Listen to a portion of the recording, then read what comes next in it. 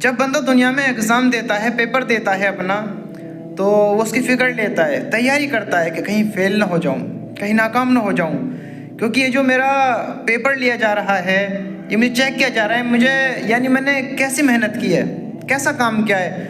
अगर अच्छा काम किया है, अच्छा मेहनत कर मैं पेपर देकर आया हूँ, अच्छे नंबरों से पास हुआ हूँ, तो जो रिजल्ट मिलेगा, जो सर्टिफिकेट मिलेगा, वो कामयाबी का होगा, वो मुझे मेरी आगे की मंजिल पर पहुँचाएगा। हम कैसे फ़िक्रमंद होते हैं और हमें फ़िक्र रहती है कि कहीं फ़ेल ना हो जाऊँ, फ़ेल ना हो जाऊँ।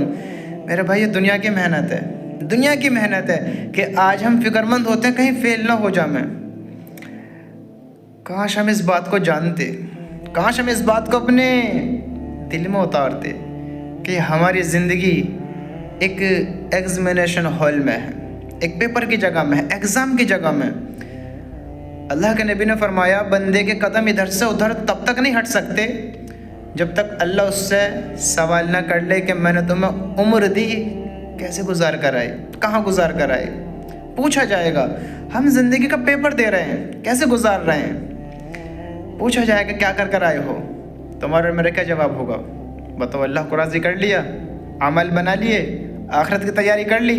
दुनिया का मैं फिक्र हुई कहीं फेल ना हो जाए मैं, आखिरत की फिक्र नहीं। जरा सोचो तो सही, यहाँ तो हम फेल हो गए, तो हमारे पास मौका है, दोबारा पास हो सकते हैं, मेहनत कर सकते हैं, ज़िंदगी बाकी पड़ी है, कुछ भी कर सकते हैं। अगर वहाँ फेल हो गए, वहाँ मौका ना होगा, मौका ना होगा, वहाँ सोचने का मौका भी ना होगा।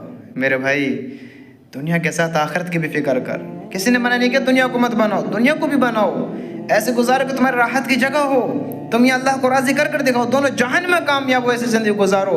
लेकिन ऐसे ना गुजारो कि आखिरत को भूल जाओ दुनिया के चक्कर में, दुनिया के चक्कर में आखिरत को ना भुलाओ।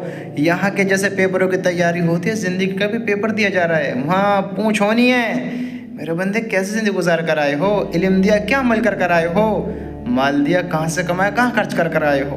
पूछा जाएगा। मेरे भाई, वहाँ की भी तैयारी करो, वहाँ की भी तैयारी करो, अगर समझ रखते हो।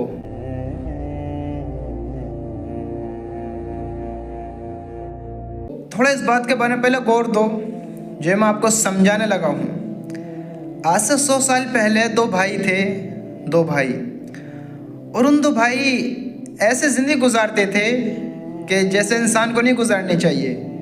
एक दूसरे के बीच में नफ़रत की दरार खड़ी कर कर, बुग़्ज़ रख कर, आपस में एक दूसरे से हसद कर कर, लड़ाइयाँ रख कर, और एक दूसरे की खुशियों को देख कर जलना, ऐसी ज़िंदगी वो गुजारते थे। लेकिन अब उनकी ज़िंदगी गुजर चुकी है। 100 साल पहले वो दुनिया को छोड़कर जा चुके हैं। अब देखो, उन्होंने ज़िंदगी गुजार दी, अब वो चाह कर भी इस वक्त को वापस नहीं ला सकते। अब वो चाह कर भी इस दौर में नहीं आ सकते। वो किसी से माफ़ी मांगना चाहें, नहीं मांग सकते। अब वो प्यार मोहब्बत के इजहार करना चाहें, नहीं कर सकते, क्योंकि अब उनके पास मौका और वक्त दोनों ही नहीं है। 100 साल पहले जो उन्होंने ज़िंदगी गुजारी वो गुजर गई। अब अल्लाह उनका इंसाफ करेगा, फैसला करेगा कैसे ज़िंदगी गुजार कर आए, कैसे ज़िंदगी में अपने अमल किए, बुरा अमल किए, बुरी ज़िंदगी गुजारी। अब उनको उसका बदला मिलना है। अब बदले में मुझे बताओ, अल्लाह उनको क्या देगा? जन्नत मिलेगी? अल्लाह राज़ी होगा?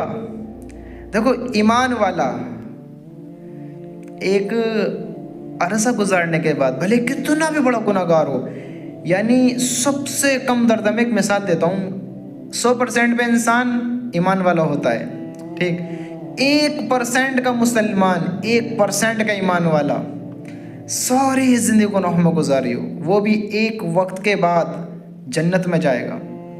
अल्लाह उसको भी माफ़ कर देगा, उसकी सज़ा पूरी करने के बाद अल्लाह उसे भी जन्नत देगा। लेकिन आप थोड़ा तसव्वुर करो, गौर करो, अब वो मर गए, वो माफ़ी तलाफ़ी कर सकते हैं, अल्लाह से माफ़ी मांग सकते हैं, अब अच्छे अमल कर सकते हैं, अल्लाह को उन्होंने नाराज़ किया, अब राज़ी कर सकते हैं। मरने के बाद मौका नहीं है मेरे भाई, मौका नहीं है। अब मुझे बताओ, वो दोनों भाई अच्छे हैं या बुरे हैं? उन्होंने ज़िंदगी अच्छी गुजारी, बुरी गुजारी? हम सब कहेंगे 100 साल गुजर के भाई, बड़ी बुरी गुजारी, बेहतर कि अच्छी गुजार लेते। आज हमारे भी भाई हैं, हम भी अपने भाइयों के साथ रहते हैं और हमारी ज़िंदगी भी कुछ ऐसे गुजर रही हैं। कुछों को देखकर हसद करना, किसी के बुरे में रहना, किसी का बुरा चाहना, किसी का बुरा करना। हमें भी ज़िंदगी का जवाब देना है, हमें भी अल्लाह के सामने खड़ा होना है। हम भी ईमान वाले हैं, मुसलमान हैं मेरे भाई। अच्छे काम करेंगे तो अच्छा बदला है, बुरे काम करेंगे मेरे रब की कसम इंसान वहाँ का अज़ाब नहीं बर्दाश्त कर सकता। हमें चाहिए कि हम बुरी ज़िंदगी ना गुजारें। जैसे वक्त गुजर गया फिर मौका नहीं है, देख तेरे पास तेरी खुशनसीबी है। हमारे अल्लाह तेरा लाख लाख शुक्र है कि तूने हमें ये बातें अभी सुनवा दी, अभी बतलवा दी। आपके ज़रिए मुझे इसका इल्म हुआ, मेरे ज़रिए आपको ये बातें सुनने को मिली कि हमारे पास मौका है, हमारे पास वक्त है। हम चाहे अल्लाह को राज़ी कर लें, चाहें माफ़ी मांग लें, जो चाहें हम कर लें, अभी मौका है। मेरे भाई अपनी ज़िंदगी ऐसी बुरी ना गुजारें, ऐसे बुरी ना गुजारें।